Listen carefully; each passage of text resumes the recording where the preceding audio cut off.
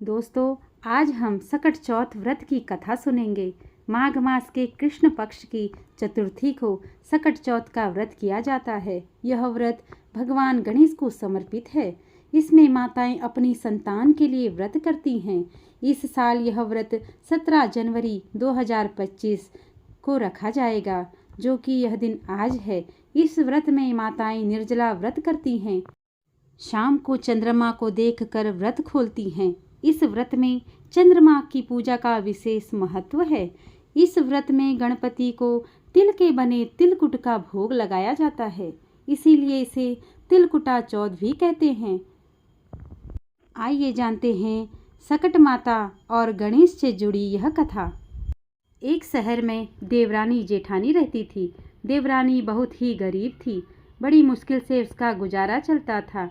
बड़ी जेठानी अमीर थी। देवरानी हमेशा गणेश जी का पूजन और व्रत करती थी। देवरानी का पति जंगल से लकड़ी काट कर बेचता था।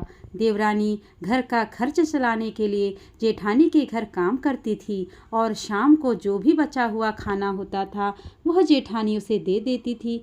इस तरह उसके घर का खर्च चल रहा था। माघ महीने में गणेश जी का व्रत सकट चौथ देवरानी ने रखा।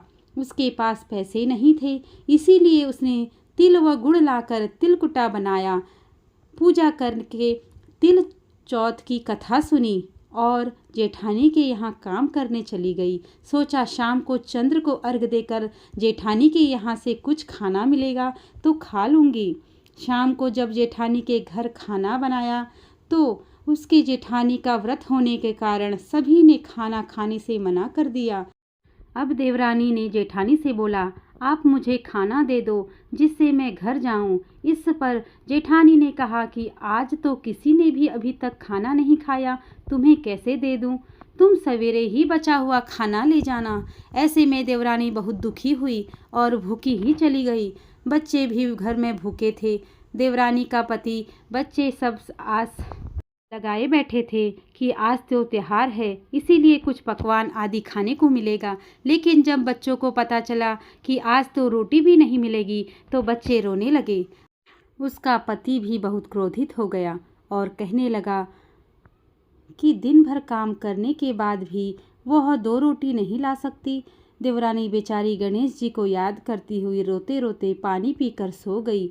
उस दिन सकट माता बुढ़िया का रूप धारण करके देवरानी के सपने में आई। सपने में उन्होंने देवरानी जी से पूछा कि सो रही है या जाग रही है। वह बोली, कुछ सो रहे हैं, कुछ जाग रहे हैं। बुढ़िया माई ने कहा, भूख लगी है, खाने के लिए कुछ दे।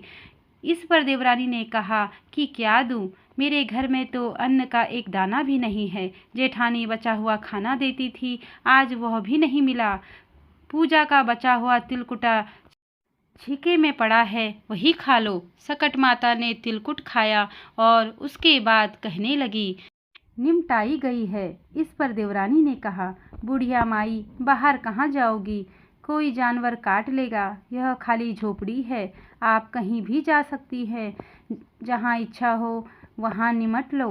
उसके बाद सकट माता बोली कि अब कहाँ पोंछूं? इस पर देवरानी ने कहा कि मेरी साड़ी से पोंछ लो। देवरानी जब सुबह उठी तो यह देखकर हैरान रह गई कि पूरा घर हीरे और मोतियों से जगमगा उठा था।